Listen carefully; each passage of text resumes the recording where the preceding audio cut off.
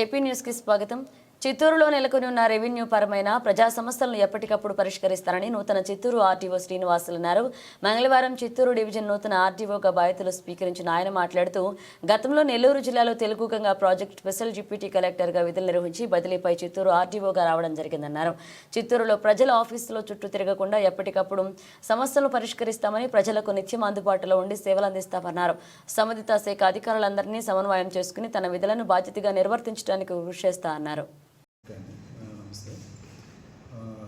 Government ఈ మధ్య రీసెంట్గా డిప్యూటీ కలెక్టర్స్ యొక్క బదిలీలలో నన్ను చిత్తూరు ఆర్డీఓగా బదిలీ చేయడం జరిగింది.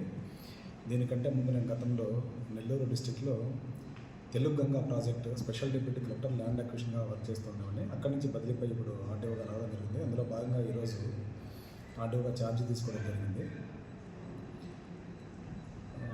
ఈ డివిజన్లో ముఖ్యంగా ఈ 12 మండలాల్లో ఉన్నటువంటి ప్రధానంగా రెవెన్యూ ఐటమ్స్, ల్యాండ్ అడ్మినిస్ట్రేషన్ కావచ్చు, భూమికి సంబంధించిన సమస్యలు కావచ్చు, ఇతరత్ర రెవెన్యూ రిలేటెడ్ సబ్జెక్టులు ఏవైనా సరే ప్రజలకు నిత్యం అందుబాటులో ఉండి గవర్నమెంట్ నిర్దేశించిన ఏ పబ్లిక్ సర్వీస్ అయినా సరే స్టిపులేటెడ్ టైంలో ప్రభుత్వం నిర్దేశించిన సమయంలో చేయగలిగిన పనులన్నీ కూడా ప్రజలని మాటికి ప్రతిసారి నెంబర్ ఆఫ్ టైమ్స్ ఆఫీసుల చుట్టూ తిప్పుకోకుండా ఎప్పటికప్పుడు వాళ్ళ సమస్యల్ని తహసీల్దార్స్ అందరినీ కోఆర్డినేట్ చేసుకుంటూ పరిష్కరించడానికి ట్రై చేస్తాను.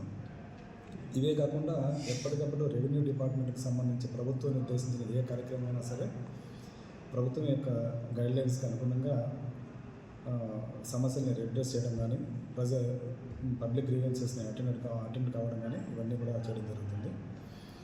తహసీల్దార్స్ వాళ్ళ స్టాఫ్ సహకారంతో ఎప్పుడూ ప్రజలకు అందుబాటులో ఉండి కలెక్టర్ గారు నిర్దేశించినటువంటి సమయంలో అన్ని సమస్యలను పరిష్కరించడానికి ప్రయత్నం చేస్తాం.